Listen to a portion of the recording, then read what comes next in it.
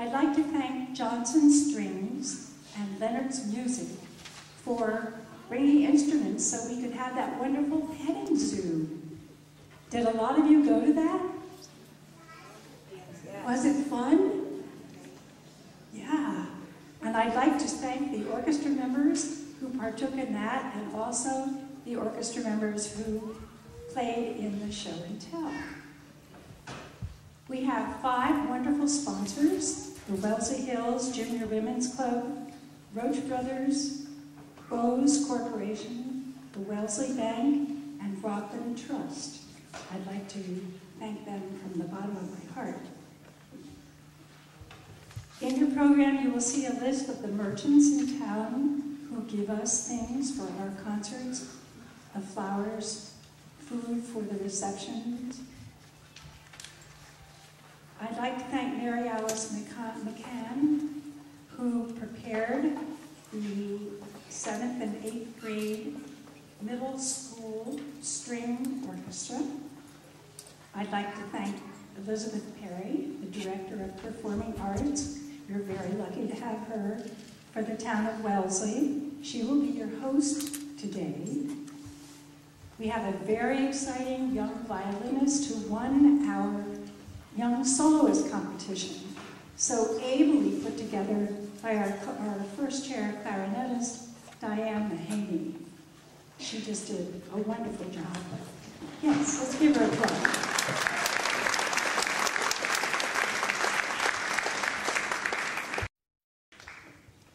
You probably noticed as you came in that the Wellesley Booksmith has brought in all kinds of books about music. So go by that table on the way out. I'm sure you're going to want to have some of them for your own. And they have given us a $50 gift certificate, but because we don't have an intermission, we can't have raffle slips, so we'll do that at our May concert. I'm going to hand over the program now to Elizabeth Perry, our host. Thank you.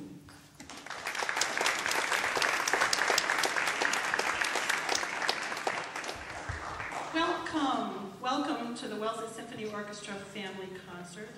It's my pleasure to be your host this afternoon. I think this is an absolutely great event each year because it's so kid-centered. We have youth performing, the music is geared toward the younger listeners, and it brings together many aspects of our community and schools. I'm very grateful to the Wellesley Symphony Orchestra for their work and for including the schools in their special concert each year. Now, I hope you all had a chance to visit the petting zoo. And did you hear Ms. Holmes talk about the different parts and the different instruments? Did you get a chance to do that? All those pieces and parts that you saw there, the little bits of everybody, are now all up close and on the stage here and called an orchestra. How many in the audience already play an instrument? Raise your hand. Do you play an instrument already? Excellent. Yeah, that's a good amount. Good. So can you imagine the amount of practicing and rehearsing this group has had to do for this orchestra to get ready, and the soloists and everybody that they had to get together to create this show today? It took quite a bit of time, and I'm sure you're going to appreciate their accomplishment. Before we begin, let's just take a moment to find out what's going on stage right now. Do you think we're ready to begin? Do you think they're ready to go now? Not quite yet. No, yes, somebody's saying no, not quite yet. Let's check. Now, do you see all the instruments that you might have learned about earlier? Let's find out what you know about the orchestral instruments and see if we can find some of these different groups on stage. Audience, will you point to the cello section for me? Can you find them? Cellos, maybe you'd wave back to us so we can make sure we got it right. Okay. You got it. That's nice and easy. They're right up front there, right? All right, here's a little bit harder now. What about some brass and some woodwind players? Can you find them? They're a little harder to see from. Can you wave to us, guys? I see a French horn flying up there. Yay! They're a little harder to find. They're kind of in the middle, aren't they? All right, what about the violins? Those, yep, you got it. How about violas? That's a little harder. Remember, they're just a little bit bigger than the violin? You got them there in the middle there? Yeah. All right, what about the percussion? Maybe they could wave to us, maybe play a little bit of the timpani back there. Anybody near a timpani? There we go. Okay, you guys. I wonder why they're in the back of the group. Why do you think they're in the back? What do you think? They make a lot of noise, don't they? They're pretty loud. We'll put them in the back. I also want to point out for you something that you might not see when you come to a school concert. There's a harp on the stage here. Can you see the top of it? It's kind of a gold color. I'm wondering if our harp player would just play a few notes for us. Beautiful, thank you. You're going to really notice her later. She has a big part in the Ashokan for Rome. All right, so now the orchestra's in place. Each of them played a little bit to warm up. Did you hear them playing and noodling around when you came in? Yep, and it seems we should be ready to start the concert. And they're ready to play. They have their music. They've practiced it. They're sitting in the correct spots. But what about you guys? What about the audience? You see, performers need an audience to put on a live concert. You are one of the things that make this so special. What you hear today will never be done again in just the same way. The composers and the performers create music for people to hear. And, well, it's just not as much fun without you. Oftentimes, the music's about telling a story or communicating something to someone, mainly an audience, you. But musicians and composers, we don't want just any old audience. We want one that knows the rules. Do you know the rules about coming to a symphony orchestra performance? Do you know how you're supposed to behave as an audience, you guys? You know, it's not like a baseball game. Have you noticed that? You can't yell out for your favorite instrument, "Go, oboes!" You can't drink soda and eat hot dogs while you're sitting out there. You don't get to stretch after the 7th song. No. But what are the traditions for this kind of concert? How are you supposed to behave? Somebody raise your hand. Give me a rule for what you're supposed to do when you go to a concert like this. How about right here with the red hair there? Say it nice and loudly. Behave and sit nicely. Yeah, you don't get up and walk around, go back to get your hot dog. In fact, if you have to leave, if you really have to leave, which you really shouldn't have to do, but if you have to, you do it while they're not playing, right? You do it in between songs. What about cell phones? Can you talk on your phone? No, not so good. In fact, some of us should check and make sure that they're off right now. What about, can you boo? I think they'd probably be against that one, yeah. If they make a mistake, we won't say anything, right? Okay. But what you can do at the end, you could say bravo, or brava, or encore. Those are some of the words that are traditionally say if you really enjoyed what they were playing. And oftentimes you're going to see that we do clapping. We'll clap when the maestro comes on stage. We'll clap for our concert master, Mr. Velchinov, who's sitting in the first violin seat there. I think that's pretty, I think you've got the rules. I think you know, I can tell right now you know what to do. It's also, I'm going to say, important to be a good audience today because we are being taped for cable. So if moms and dads want grandmas and grandpas to be able to see their 7th and 8th graders, you should know it'll be on the local channel. All right, so we have our orchestra ready, we have our audience ready. I'm going to tell you about our first piece. Modest Petrovich Mussorgsky was a Russian composer born in 1839. In March, actually. I wonder if it was raining that day as much as it is here. He was known as one of the 5, a group of the most influential composers of that period. But it is interesting to know that the Tsar at that time considered him an extremist. It seems that we artists with new ideas are always pushing the norm and upsetting things a bit. Mussorgsky started taking piano lessons at the age of 6. And by the time he was 12, he was playing concertos. And by 10 he was playing concertos. And by 12, he'd written his first piece of music, a polka. Has anybody else out there written their first piece of music yet? You have? Awesome. Oh, I'm really glad. It should be in the 5th grade. You should be doing that right now if you're in the schools here.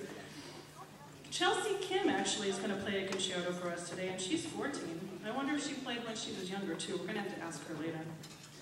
Initially, Mussorgsky's parents planned that he would go into the military service, and eventually he did become a member of the Imperial Guard. But music remained important to him, and his skills as a pianist made him in much demand by his fellow cadets in the military school. For them, he would play dances interspersed with his own improvisations. But Mussorgsky wasn't happy with the military as being his career choice, and he resigned his commission and devoted himself entirely to music. He studied and worked with many of the other musicians and composers, and over the years really developed his abilities as a musician and a composer. One thing that we know about Mussorgsky is that it was very important to him that his music had a Russian identity, even if he did something different than what was normal convention for most music at the time, as the Tsar believed he was doing. So naturally, since he felt passionately about Russia, many of his songs were inspired by Russian history and Russian folklore. The piece Hopak that you're going to hear is definitely drawn from Russian folk music. It's intended to be the music for what is sometimes known as a Cossack dance. Do you remember the hunters in Peter and the Wolf in that cartoon, and they go along and they're sticking their legs out and kind of crouching down? That's that Cossack dance. The Hopak is a Ukrainian dance and was often danced when the Cossacks returned victoriously from battle. The dance steps are intended to reflect the performer's sense of manliness and heroism and their speed and their strength. The dance is used for celebration and supposed to evoke a sense of improvisation. So the pace of the music can change from segment to segment, and it allows the dancers to come out, improvise, and sort of distinguish themselves. They usually end at a fast and furious pace. You're going to have to listen to this one and see if Mussorgsky did the same thing with his. This Hopak is from his opera, Sorochinsk fair. He began writing the opera in 1874, but he couldn't finish it before his death in 1881. While the rest of the opera has been largely forgotten, in fact, it took about 9 composers to finish it, Hopak has survived the test of time. In fact, Miss Holmes was telling me before the concert yesterday, it's in her John Thompson book. So if you're taking piano, you might have played it. All right, so we're all set. You know a little bit about the piece. You can picture the Ukrainian dancers as you listen. We're going to check the end to see if it's fast or slow. But at this point, the orchestra has been patiently sitting there for a long time, and they probably need a last chance to tune. Remember, Miss Holmes talked about how we all had to be in the same pitch so we could sound good together? So right now you're going to see our concert master, Mr. Volchinov. He's going to lead the tuning of the orchestra.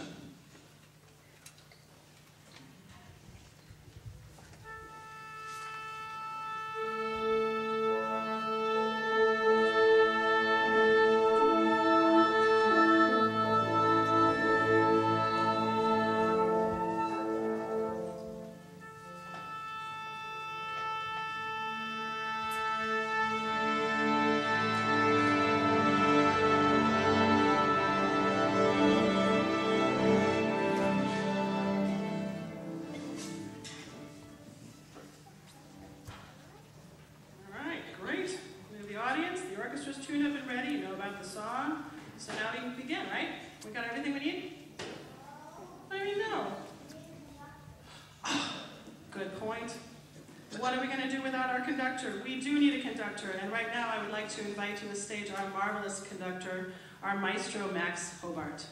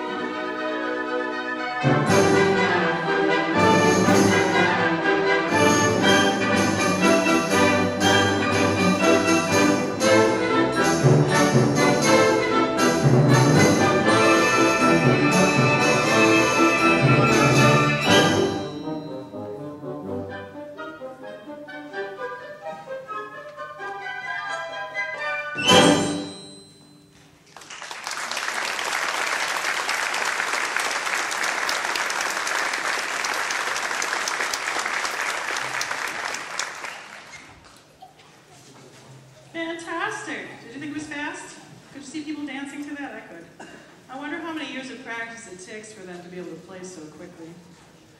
All right, at this point, you're going to see something special happen. You may have noticed that there are a bunch of extra chairs up here. Did you wonder why they were there? It's because we're going to fill them with middle school students from the Wellesley Middle School.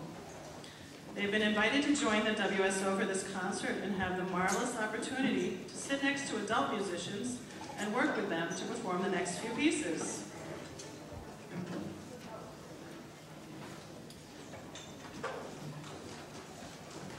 In fact, we've even been given the great honor of having an outside chair. So you're going to see people like Lisa on first violin and Elizabeth on the first cello. And it's with pleasure and pride that I asked them to come on stage now. And as they're doing this, I'd also like to recognize their teacher. I know that Leslie talked about her, but she's a marvelous orchestra teacher, and we're blessed to have her in the schools. Their director is Mary Alice McCann.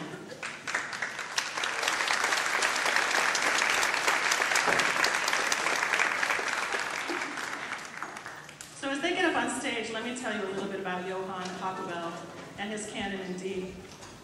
It's hard to imagine somebody living in the 1600s, writing music that couldn't be created on the computer, can't be emailed to anybody, it can't be heard on the radio, we can't scan it and send it to anybody. Yet, we're still playing his music at weddings today, and the chord progressions from this piece have been used as the basis for numerous rock and pop songs. In fact, as many things have been done to this song as you can possibly think of, from rearranging it for any and every instrument, to adding lyrics to it even. It's even got words out there somewhere. In fact, I wouldn't be surprised if anybody in here has it for their cell phone ring, because it can be done for that too. But I won't hear it today, right? But it really amazes me that 300 years later, we're listening to this man's music. Imagine, this is a 310, I think you said, Leslie, a 310-year-old song that we're going to play now.